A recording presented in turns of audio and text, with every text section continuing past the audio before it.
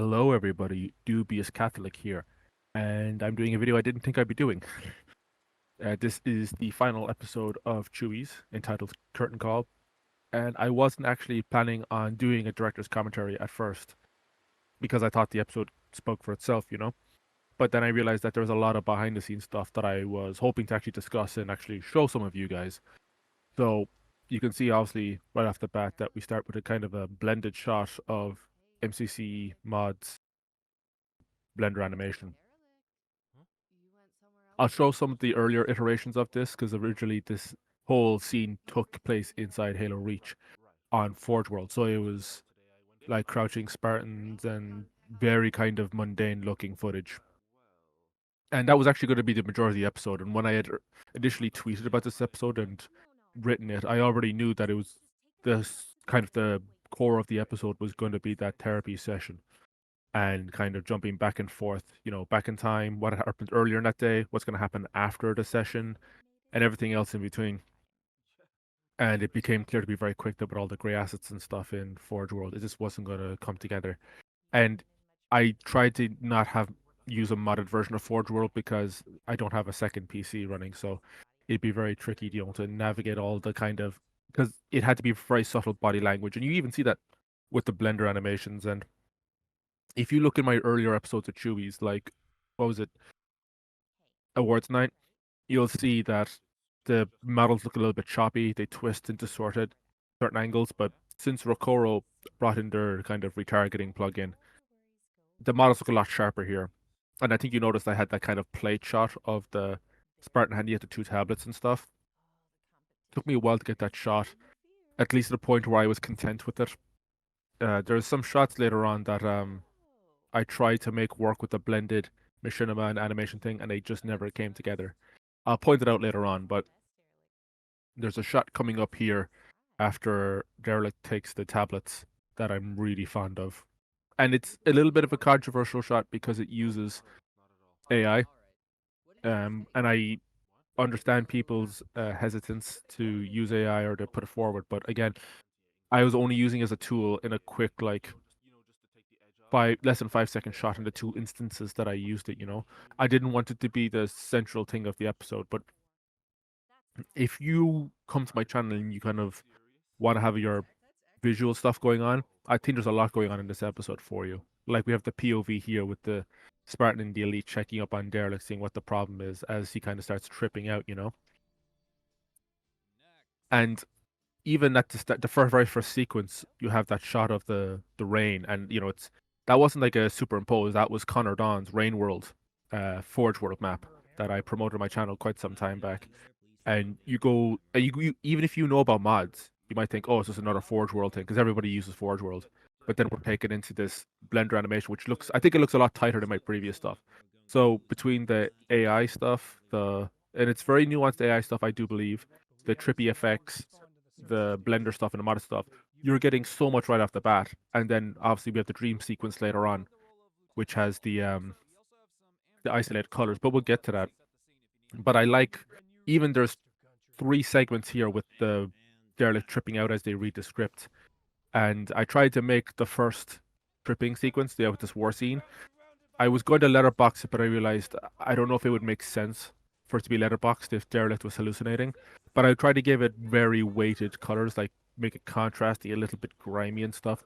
So at the very least, it wouldn't feel out of place in a lot of contemporary cinema. Then we have this kind of white Morphe effect, which I went back and forth for a while.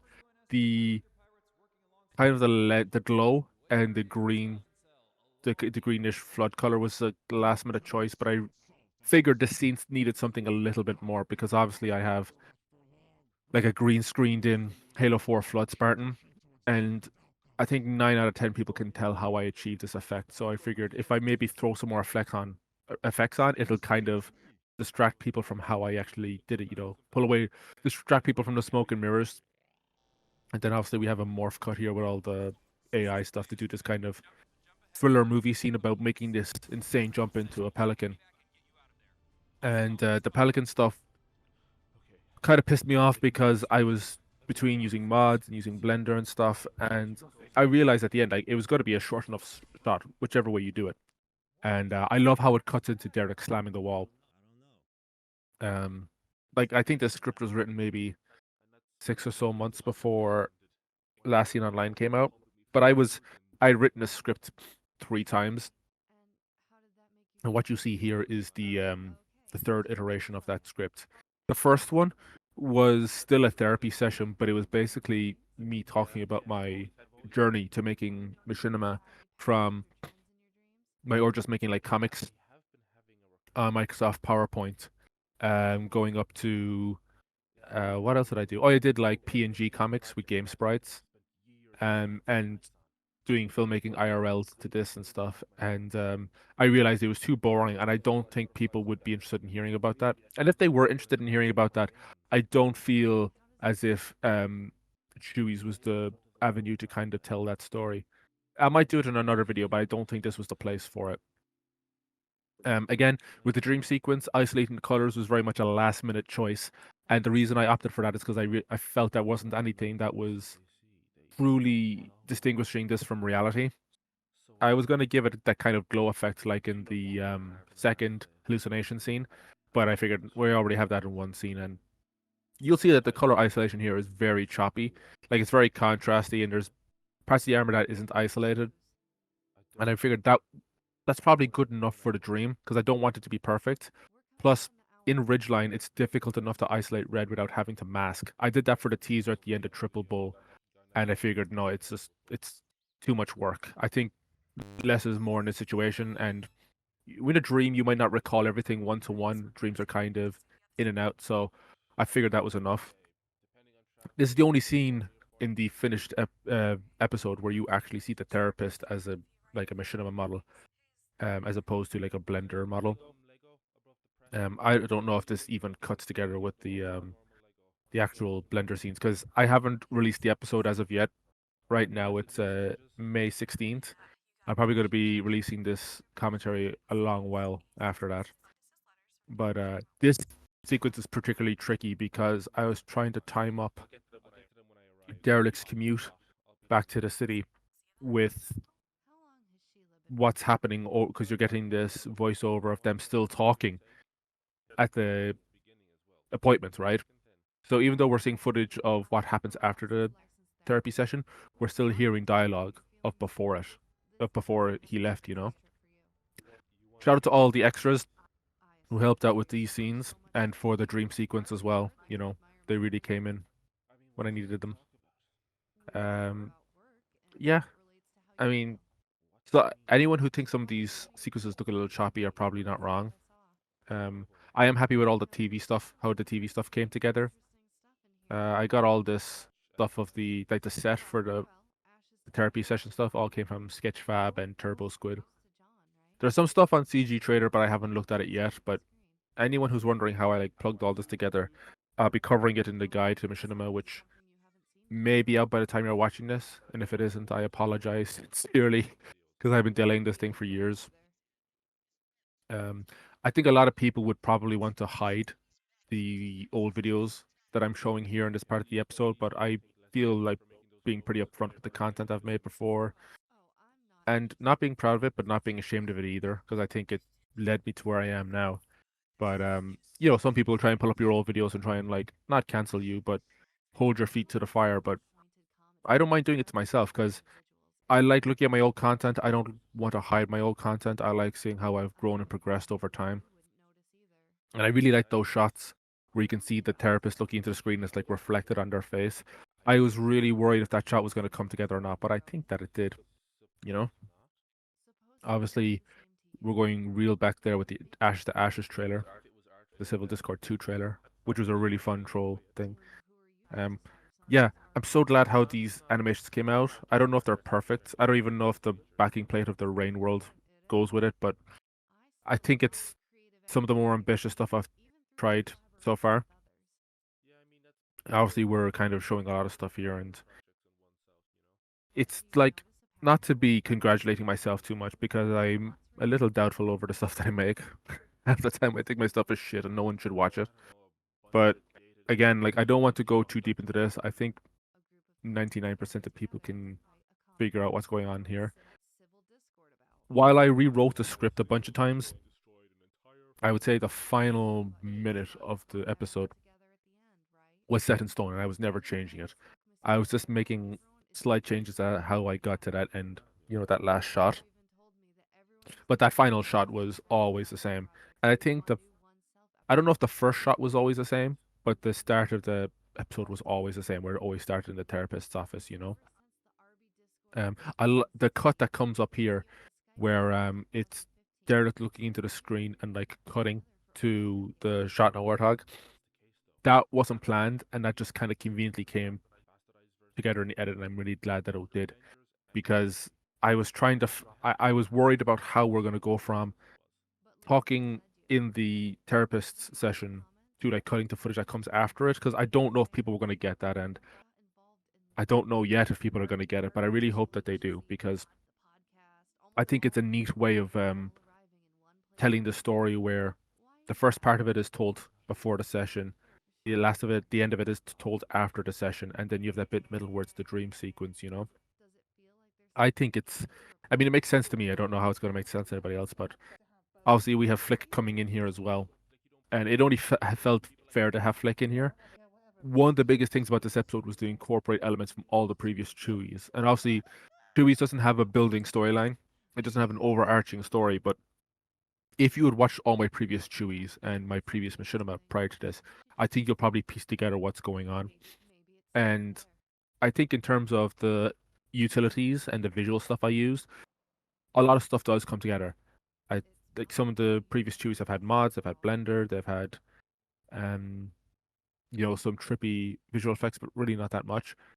Bringing all those things into here, and you'll even have some characters reappearing as well. It's all just a kind of bookend this series. For the next maybe minute or so, I was a little bit worried about because it's not visually stimulating that much. But I think the import of what's going on with the dialogue, with the voiceover, kind of uh, pulls it together a little bit. Just kind of revisiting a lot of the locations from either, but it's just to kind of make not the story, but all the content feel kind of interconnected or at least related. And even if you're into cinematography or set design, you'll probably notice some recurring locations and shots as well. And I think I always wanted to use Ridgeline for this, not as a means to pull away from Forge World, but just to give a different kind of landscape because I'm very guilty of overusing Forge World. And this is all MCC. I didn't really want to use Classic Halo Reach because I do feel very done with that. I have maxed out 5 accounts now on MCC for at least Reach gear, and two of the accounts have all the MCC gear. That's not, I guess, locked in the exchange. I guess just on a normal season pass. But yeah, I guess in some ways it's a little bit simplistic because towards the end there's not a lot of use of mods or animations or anything crazy. But I think the shots are enough, because very rarely do I rely on the cinematography of my machinima to get me through. I usually try to find some gimmick to parcel it, but this time we're just keeping it short and sweet. And I was trying to be very careful with the choice of music as well. I went to a bunch of different tracks for this, and I tried composing stuff as well. But usually, when I'm composing music, the right mood has to hit. I don't want to force it because you usually end up dropping it on the floor like a bowl of spaghetti. But yeah, I mean, at this point in time, I've finished the video maybe a week ago, so it hasn't overly sat in yet. Hopefully, I didn't spot any mistakes, but for now, it seems to at least hold up to me.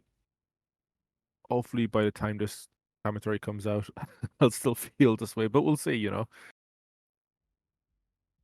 I mean, it took a long time to make. I've been working, like, all the animated sequences took the bones of 4.5 months. I've been rendering stuff ever since January of 2024, so the machinima stuff took about 2 or 3 weeks to do. But that's because so many reshoots had to be done because there were continuity errors, there was coverage errors. It was It was a marathon, not a sprint. But even the music track here with Stardust and Music Sounds Better with You, I always knew that was going to be the ending track as well, and we were going to like cut to the credits on that. I was originally going to go with that song All Right. I forget the name. It's Michael something. Um, he used that guy that was on America's Got Talent. You know the guy who sings in the New York subways. He sings Unchained Melody. He's a song called All Right, and I was going to use that, but yeah, I just felt happy with Music Sounds Better with You. It's kind of like a nostalgic song for me, and a lot about this episode is kind of like going back. But yeah, that was Chewie's curtain call. Hopefully, I have shown you some stuff on screen of the behind the scenes and whatever. And yep, no more Chewies. Maybe that's a good thing or a bad thing, depending on what you thought of the series. But at the very least, I'll have further news about where I go after the series, given how many things I've wrapped up between Retold, Chewies, RB Bowl, server projects. Yeah, so I'm just going to do some bonus stuff here at the end regarding just behind the scenes on the first pass of the episode and what I did later on for the AI shots, test shots, and final plates. So we'll just go right into it. So you can see for the first version of the episode is in Forge World with all the assets that would have been in the base game, except for the monitor maybe. And right off the bat, in comparison to the actual finished episode, it doesn't do it any justice. The furniture looks really shitty. The monitor looks fine, you know, and a lot of the content is the same, where they have that view of Forge World and there's a lot of looking at the windows and all that. But I just think the body language is way too stiff. Like I know it's crouching all that, and I tried modding animations. I tried, going over this footage with just an empty room and animating it, and it didn't work either. It just seemed like you could even see the scene here with Derek. I was trying to get him to sit on the couch, and far too much work would need to be done with killing him to get him to lie on the couch properly. It just wasn't worth it. So I moved on and I tried doing it in Winter Contingency. And while the lighting and the mood was a lot better here for the rain and everything, again, it just looks way too awkward having two Spartans crouching on a couch. And I just don't think it was worth it. If I was able to have them pose in a convincing way, I would have loved to have used this location. I mean, the building's a little bit grimier than I would have liked it to look. If I was able to have them do some kind of believable sitting pose, and even if I had them in like a static sitting pose with a light breathing animation and just moving the heads on the analog, that would do so much for the scene.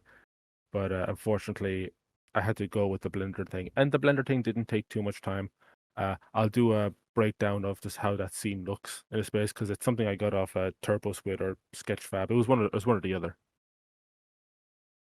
Because all these shots here of the outside they do look really nice with the rainfall. So it's a pity that I couldn't use any of this. I tried to use a little bit of color correction to bring down make it a little more dour in the final edit, but I wish it looked more like this, but it's all a learning process, I suppose. And it was very difficult to navigate things in the background. Like I would have, for these buildings, I had to clear out all the Covenant and made sure that there were no bodies lying around because sometimes they don't despawn on campaigns, sometimes they do. If I was to use either of these and actually go through it, and I was going to have that lying down scenes with Derelict's body, that does despawn after a while, unless you're in multiplayer and you're using a certain kind of game type. So this was kind of problematic, and it is nice. There's some lovely shots going on here, but I just don't think at the end of the day it would have been usable for me. And I had gone through the archive and I had gone through as many sites as possible to see if someone had kind of ripped this map because a lot of maps do get ripped and uploaded to the archive, but I couldn't get that happening. So I had to move on from this. But I just wanted to show it here because the buildings do have a lot of really nice angles and shots that you can shoot in. And it's a pity that I had to move on from this. Even shots outside here the window, they just give the scene a lot of depth. And you might notice behind the therapist that you'll have George and Carter running around, which is a massive problem and something I would probably need not body actors for, but someone to probably herd them in the rover or the orange vehicle you drive around in. Because, I mean, this is just me running two controllers, right? These are some of the test shots that I did, I think, back in the October or November of 2023, just trying to see how AI would respond to just having very simple plates of a Spartan moving in and out of shot. And I tried the green screen thing because I wanted to see if I could just animate Derelict on a normal background to make it seem like he was just tripping out. And these got various results. I tried different programs. Some of them were made on free trials. That's why they're so brief. Because if you want to have longer shots going on, you have to pay for credits and stuff. And I wouldn't want to throw too much money at AI. But you can see the full shots that are going on here. And I think they do a good job at least illustrating what I'm going for. I especially do like the kind of wacky color in the bottom left one here. But yeah, these are what the AI shots look like. And this is the set that I used for the actual video. Only thing that's missing here is the clock that would have been behind the therapist. I only put that in as I needed it, but from what I remember, it doesn't that angle doesn't show up anywhere else earlier on in the episode, so there's not a continuity problem there. And that's very often the case when you're doing 3D animation. You just take stuff and remove it as you need it. So there's a little bit of a dinner table or a conference room here or something. I didn't bother touching this. I'm sure it wouldn't be too out of place for a therapist's office. Could be used for like a group therapy session or something. But I just needed something with an armchair and like a couch for a therapist. I don't even think this couch necessarily came with this model. All this furniture and stuff was already here. Like I'll zoom out. This is how it came to me. Either I added the couch or I added the armchair. But I'm pretty sure I added the couch because I had to stretch out the proportions a little bit to make it long enough for Derek to sit on, because initially it was much taller, much more narrow. I had to get it the right amount for Derek to be able to lie on it. There's no real rhyme or reason for the therapist to look the way they do. This is what I mentioned earlier about how the model's distorted and stuff. So this is a very early version of the set for the scene. This is before I put in the Orokoro plugin. That's why a lot of the proportions are a little bit twisted. So that's all fixed now in the final. Now there's a bit of clipping, but if you look at the normal game in Reach, a lot of that animation clips anyway. So I don't think many people would care.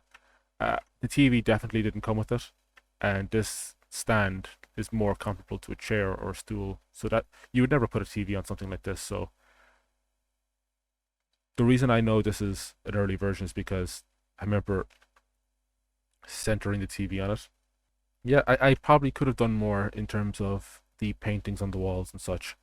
I wanted to put some Easter eggs in here, but it wasn't on the cards for me. I didn't want to layer the scene with stuff in the background because I didn't want it to be distracting or anything. But I like the lighting fixture, and the therapist's office does have a very kind of, how should I say, modern feel about it, which it probably should, I suppose. I mean, it would make no sense for Spartans to be walking in and around here, but this doesn't take place in the Halo universe. It's just a modern day therapist's office. Don't think I ever featured that laptop. This entire angle of the apartment is, or the office is pretty off limits and not featured that much. There's a nice balcony here that I probably could have used, but I really wasn't bothered. I don't even know if this matches the exterior that I showed when Derek leaves the office, but I did put in all that bit with trees around here because I liked the idea of slowly going into that dream sequence, but that was a nightmare to do. I had this idea of having a transparent background with all the trees and slowly morphing into it, but I would have needed ripped models of the trees from Reach, and I just didn't get those, which is a pity. That transition probably could have been a lot better, but that's what the scene looks like anyway, so hope you enjoyed it. Thanks for watching.